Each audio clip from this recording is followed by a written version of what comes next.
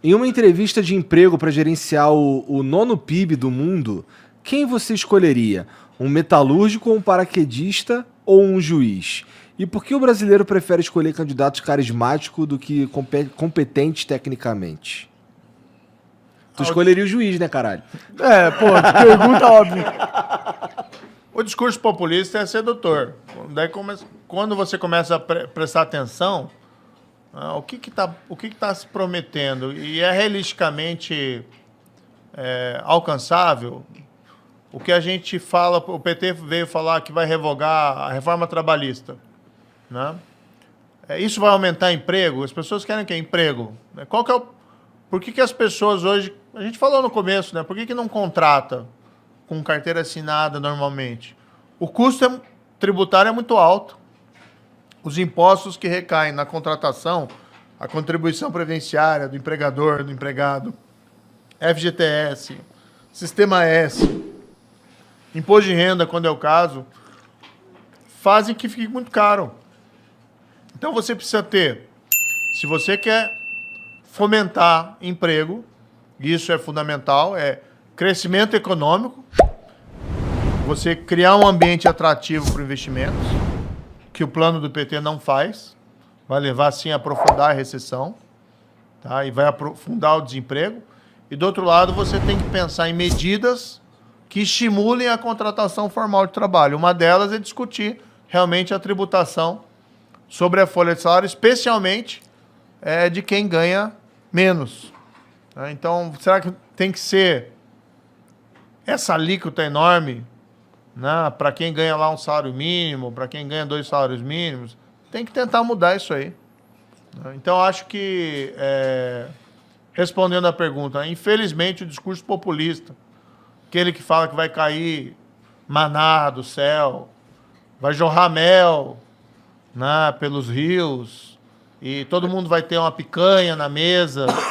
Bob vai voltar a comer picanha. Bom, mas uma coisa que é difícil também de negar... discurso é sedutor, mas a gente sabe que não resolve. O governo do PT acabou em recessão, com desemprego, fome, dificuldade, 2014, 2016. Não, esse foi o Bolsonaro, cara. Bolsonaro que acabou com o Brasil. O PT não fez nada, mano. Eu não tô nem dizendo que... Assim, veja, se tem... Assim, quem longe, muito longe de mim, defendeu o PT. Mas que a gente teve uma redução na miséria durante o governo Lula, pelo menos, isso é difícil de Olha, negar, se eu tenho né? um cenário econômico externo ultra favorável ao meu país, eu acabo com a pobreza um pouquinho. Tudo bem, mas aí você também precisa saber gerir isso daí, né? Cara, Mas aí teve um cenário, tem estudos até mostrando, o boom de commodities que teve na época, as reformas que foram feitas no governo Fernando Henrique, que ele aproveitou, tá? E você tem comparativos dos países da mesma época, com perfil semelhante ao Brasil, até na América Latina, que cresceram mais que o Brasil, entendeu? Então, assim, será que... Teve coisas boas, acho que tem, por exemplo, o Bolsa Família... ProUni. Né? É importante, o Bolsa Família lá, que foi ampliação, mas veio o quê? O Bolsa Escola, que ampliou, né? Agora você tem esse Auxílio Brasil que ampliou. Então, assim, você reconhecer que teve políticas que foram relevantes, que são importantes, sim, mas não reconhecer as limitações, né, o bom que teve, mas o ruim que veio junto, você precisa ter todo aquele escândalo de corrupção. Com certeza. Você precisa ter a recessão de 2014, 2016, que ela começou a ser plantada no governo do Lula, tá? Especialmente ali no segundo mandato. Quando ele resolveu assumir a condução da política econômica, saiu o Palocci, que teve lá um escândalo lá na época do Caseiro, não sei o quê. Quando saiu o Palocci e ele assume a condução da política econômica, falam que foi o Guido Mantega, mas foi ele que assumiu, né? O Guido Mantega fazia o que ele dizia que tinha que fazer, a coisa foi desgringolando. Até que chegou e estourou lá 2014, 2016, que é a maior recessão da história. O PIB não caiu, como caiu em 2014, 2016, durante a pandemia. Foi mais do que a pandemia. Ou seja, o governo do PT conseguiu derrubar a economia no final num montante maior do que a economia foi derrubada agora pelo vírus, pela pandemia mundial. Isso resulta em mortes também, na minha opinião, viu? Derrubar Sim. a economia, suicídios, caralho. Então, olha ali o cenário. Puxa, como é que acabou? Não acabou bem. E quando ele fala em voltar agora, repetir as mesmas políticas, vai acabar bem? Não, Não vai. infelizmente. Eu não sei nem se ele consegue terminar o mandato se ele se eleger. Pra ser sincero. O RMA Forte diz aqui: Sérgio Moro, revele ao mundo em quais páginas de sua sentença estão as provas da denúncia contra Lula feitas pelo Ministério Público. Coragem! As provas da denúncia, como manda a lei, não são suas opiniões ou suas combinações com Deltan. Ih! Aí é Lacrou. o que a gente já discutiu, né? Você teve os maiores escândalos de corrupção da história no governo Lula. Você tem lá todo aquele esquema dentro da Petrobras, diretores nomeados pelo Lula.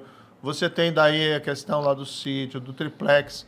E vamos colocar aqui, não é minha sentença, né? É sentença que foi confirmada pelo Tribunal em Porto Alegre, que depois foi confirmada pelo STJ. O Lula só foi preso porque o Supremo autorizou.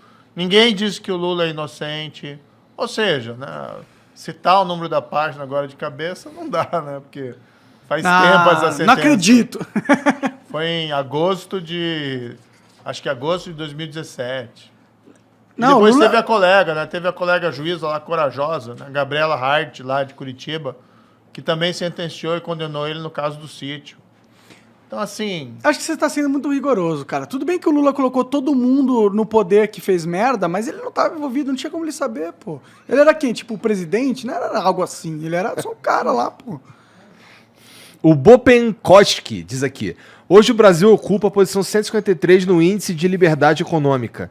Estamos próximos de Afeganistão e Uzbequistão. Como uma força-tarefa vai erradicar a pobreza, sendo que o Brasil é um país pobre?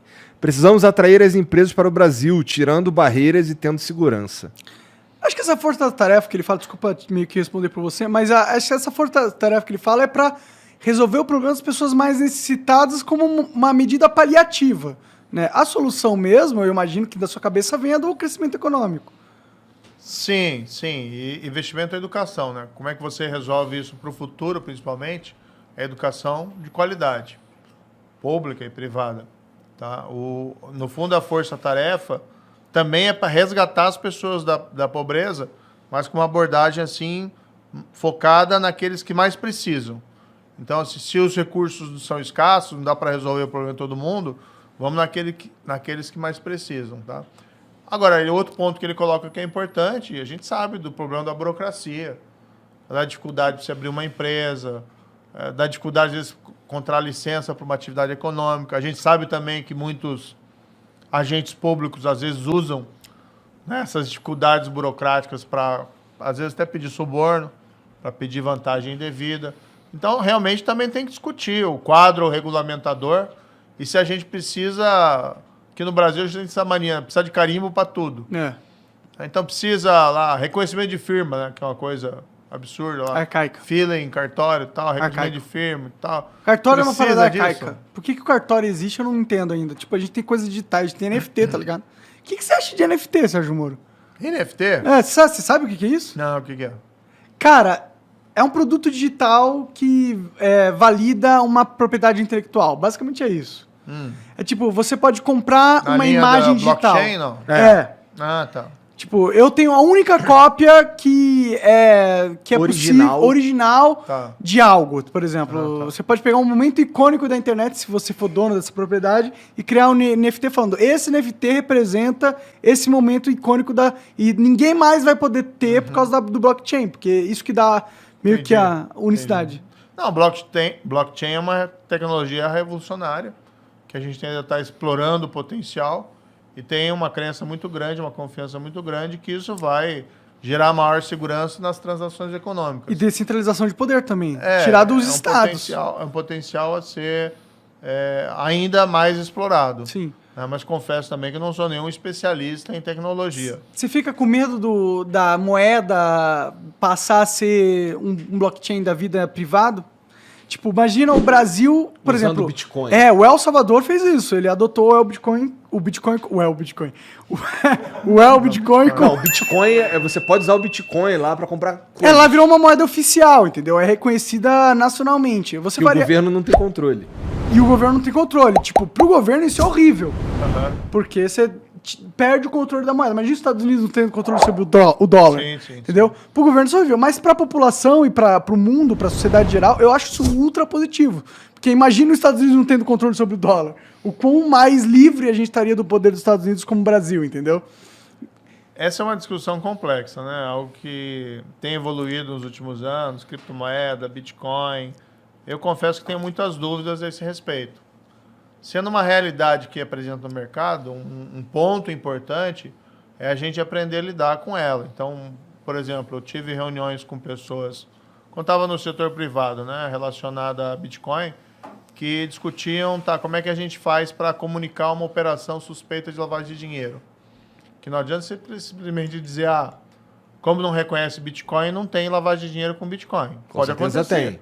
Também Não, é errado, tem. também é errado falar assim, Bitcoin é para lavagem de dinheiro. Com certeza Sim. também. Não é errado fazer essa afirmação Mas também não é errado generalizante. que a maioria dos traficantes hoje operam no Bitcoin porque é mais seguro. Acho que você precisa ter alguma regulação e tem uma discussão profunda, né, se Não realmente... tem como regulamentar, essa é a não dá parada. pra regular, esse é não o tem problema. como. Eu sei que você não tá Não, por exemplo, dentro do assunto. o pessoal... Não, o pessoal... Eu conversei com o pessoal do setor e eles, por exemplo, me disseram que eles faziam comunicação de operação suspeita de lavagem de dinheiro ao COAF. Ainda que não tivesse regulação, eles davam um jeito lá, um caminho e faziam a comunicação. Para eles se sentirem... Né, É porque mais o livro registro do Bitcoin, por exemplo, ele é público.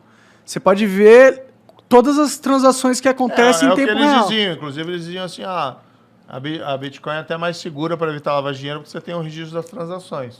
Essa é mentira, na minha opinião. Não. Eu não, Ou é uma... eu não sou especialista no assunto. Não tô falando que você tá mentindo. Eles estão mentindo pra você, ou eles estão com um entendimento errado da coisa. Porque é justamente esse o potencial do Bitcoin. Ele não é rastreável. Ele tira você do controle do Estado. Tipo, isso é muito positivo pro traficante, Não, sim. mas é também muito positivo pra mim. Ou pra você, ou pra qualquer cidadão, entendeu? Porque eu sou do time que eu não gosto do Estado.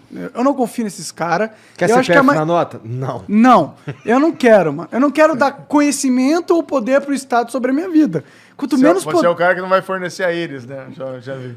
Cara, só se essa íris estiver com uma regulamentação muito clara que eles não podem usar esses dados, eles não podem fazer um registro das coisas que eu faço. Tô brincando. Não, eu usaria, mas eu não confio no Sei. governo. Você confia? Você confia no governo? Puxa, agora eu tô pleiteando um cargo lá, né?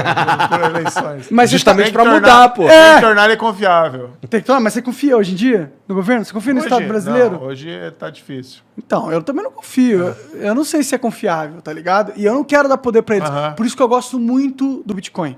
Ou do criptomoeda, ou do blockchain. Porque é a iniciativa privada tomando conta de uma das coisas que é mais importantes dentro do poder, que é a moeda. Sim. A partir do momento que os estados, os governos não tiverem controle da moeda, o poder muda. Tem algumas tecnologias que são inovadoras, como foi, por exemplo, o caso desses aplicativos de transporte. Né? Mudaram o cenário econômico. Então, você tinha lá os táxis, né? Nessa atividade, de repente, vem um aplicativo que torna, em princípio, desnecessária a licença. E aí gerou mais competição nesse mercado, o que é positivo. Também tem os seus problemas. Né? Agora, também a gente não pode impedir a tecnologia porque ela Tem gera seus problemas. A gente tem que discutir esses problemas, como é que a gente supera esse tipo de dificuldade. Da hora. Acabou? Moro, muito obrigado por vir trocar essa ideia com a gente, cara. Foi legal, curti. Espero que você não tenha se sentido melindrado aqui pelo que a gente falou e tudo mais. E, cara, quais são tuas redes sociais? Minhas redes sociais? É. Eu tenho o Twitter, né? Também o Instagram e o Facebook. Vocês podem entrar, principalmente no Twitter, que tem lá os indicativos das redes, todas as redes. A gente também deve abrir um canal de YouTube. E estamos estudando também outras formas aí de comunicação. Estamos construindo, né? O projeto, no fundo, está no início, tá? Mas é facilmente encontrável lá. @SF e aí barrinha, Moro e tal. Então Tá. SF_Moro, se eu não me engano. Isso, né? exatamente. Tá no Instagram assim também? No Instagram também. Tu posta, também. tu faz dancinha, tu mostra o teu café da manhã, como é que... Não, eu tô aprendendo a lidar falando sinceramente, aprendendo a lidar ainda com rede social. E como juiz eu não tinha, porque não fazia sentido o juiz lá como tá no tweetando. Ah, aprendi tal. aquele otário ali.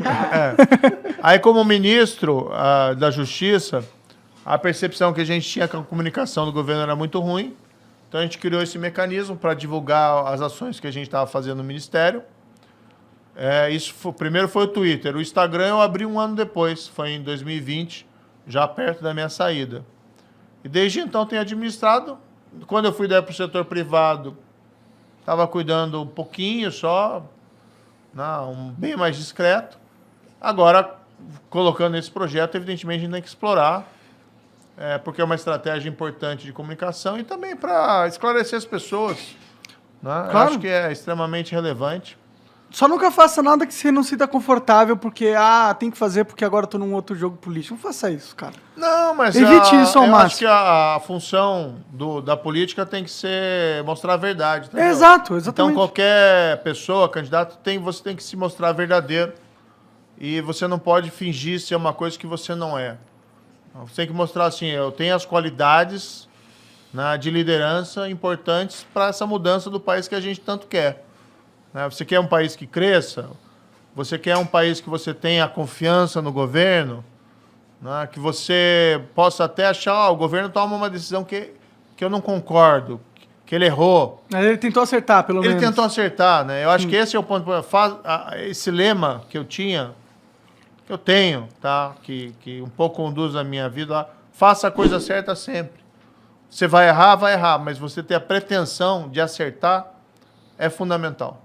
Eu quero agradecer vocês dois aqui, foi ótimo. Né? Foi bem legal, foi uma excelente experiência.